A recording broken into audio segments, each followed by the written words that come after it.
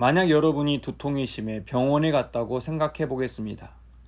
첫 번째 간 병원의 의사가 원인이 정확히 뭔지 모르겠습니다. 좀 더 검사하면서 상황을 좀 지켜봐야 할 것 같네요. 라고 말했습니다.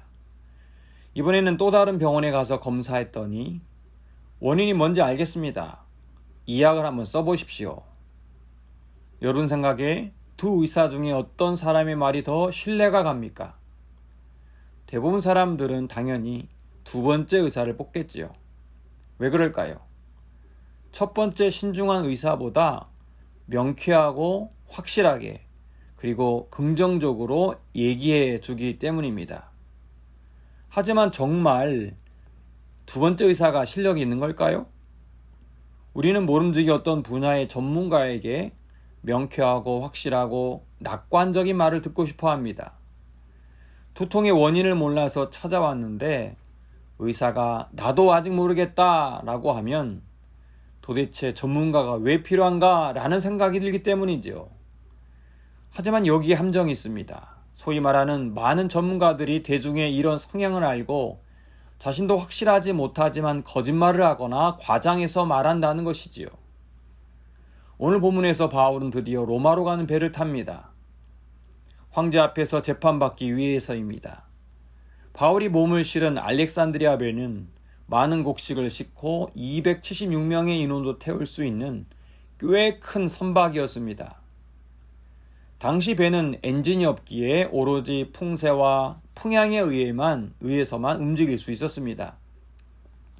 그런데 날씨 영향인지 바람이 약해 배가 속력을 내지 못했습니다.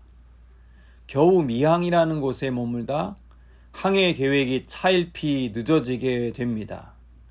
바울은 오랜 여행 경험인지 또는 하나님의 계시를 받았는지 항해의 위험을 감지하고 경고합니다. 10절을 보세요. 말하되 여러분이여 내가 보니 이번 항해가 화물과 배만 아니라 우리 생명에도 타격과 많은 손해를 끼치리라. 하지만 바울의 경고에도 선장과 선주는 항해하는 것이 더 낫다는 주장을 펼칩니다. 이유인즉 지금 머물고 있는 항구는 겨울을 지내기에 불편하고 베닉스라는 곳에 가서 겨울을 지내는 것이 더 낫다고 판단했습니다. 백부장은 항해를 연기하자는 바울의 제안보다 서둘러 항해를 하자는 선장과 선주들의 말을 더 신뢰합니다. 그리고 위험을 감수하고 항해를 강행하지요. 결과적으로 어떻게 됩니까? 누구의 말이 옳습니까? 13절 이하 이어지는 내용을 보면 처음에는 순항하다 얼마 안 되어 유라굴로라는 광풍을 만납니다. 바울의 말대로 배 안에 있는 모든 사람들은 죽을 위험에 처하게 되고 결국 배는 좌초하게 되죠. 일반적인 상황에서 생각해 보면 아무리 바울이 선교 여행의 경험이 많다고 해도 항해의 잔뼈가 굵은 선장과 선주의 말을 따르는 게 맞습니다.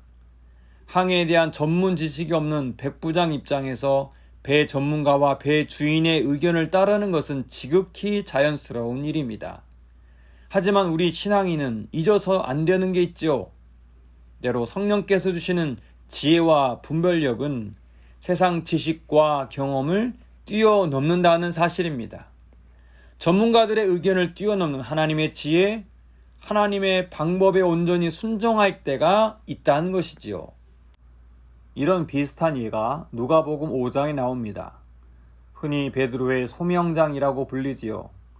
어느 날 물고기를 잡고 있는 시몬 베드로를 향해 예수님이 깊은 데로 가서 그물을 내려 고기를 잡으라고 합니다.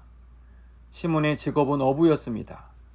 물고기 잡는 일에는 소위 말하는 전문가였어요. 시몬 입장에서 보면 그물질 한번 안 해본 사람이 이렇게 저렇게 하면 물고기를 많이 잡을 수 있을 것이라고 훈수두는 것입니다. 하지만 그는 이렇게 말합니다. 선생님, 우리들이 밤이 새도록 수고하였으되 잡은 것이 없지만은 말씀에 의지하여 내가 그물을 내리리이다. 풀어 말하면 내가 이 일에는 전문가이지만 내 경험과 의지를 내려놓고 당신의 말씀을 따라 순종하겠습니다. 라는 고백입니다. 어느 시대보다 스스로 이성적이고 합리적이라고 자부하는 현대인들은 전문가의 함정에 빠집니다. 전문가에 따르면, 전문가들의 조사에 의하면, 이런 말만 들으면 그것이 절대 선이고 진리라고 맹신합니다.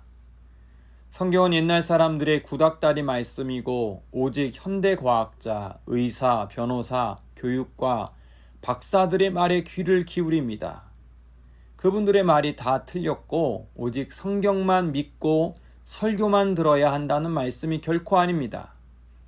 각자 분야에서 오랫동안 경험을 쌓은 전문가들의 말을 경청하고 참고할 필요가 있습니다. 다만 그것을 맹신해서는 안 된다는 것이지요. 그것이 모든 사람에게 천편일률적으로 적용될 수 없기 때문입니다. 당장 전문가마다 말이 다 다릅니다. 동일한 문제에 대한 해답이 전문가들 사이에서도 갈립니다. 유튜브에 보면 어떤 의사는 허리 통증이 있을 때 이런 운동을 하면 좋다고 말하지만 또 다른 의사는 그런 운동은 오히려 허리 통증을 악화시킬 수 있다고 전혀 반대 의견을 냅니다. 최근 일본의 오염수 방류 문제도 전문가들의 말이 각각 다릅니다. 그렇습니다. 전문가도 그저 사람일 뿐입니다. 자신이 배우고 경험한 것을 토대로 판단하고 말하는 것입니다. 전문가들도 당연히 틀릴 수 있고 언제든지 수정되어야 합니다. 오늘 본문에서 하나님은 항해 전문가는 아니지만 바울을 통해 일하셨습니다. 앞으로 일어나게 될 위험에 대해 경고하셨습니다. 신앙인들은 다른 사람들의 말에 귀를 닫고 오직 성경만 읽고 그것만 믿으라, 이런 교훈이 아닙니다. 세상의 전문가들이 말하는 명쾌함, 확실성, 자신감에 속아 그것이 진리인 양 속지 말라는 말씀입니다. 고 이어령 교수가 쓰신 지성에서 영성으로 라는 책 제목처럼 지성의 세계가 전부가 아닙니다. 하나님이 보여주신 영성에 또 다른 세계가 있음을 기억하고 주님이 각자에게 주신 말씀과 확신에 귀 기울이기를 바랍니다. 기도하겠습니다. 하나님, 눈에 보이는 세계가 전부가 아니고 눈에 보이지 않는 영성의 세계가 있음을 믿습니다. 지성을 뛰어넘는 영성의 사람이 되어 하나님의 말씀에 귀 기울이는 사람 되게 하옵소서. 예수님의 이름으로 기도합니다. 아멘.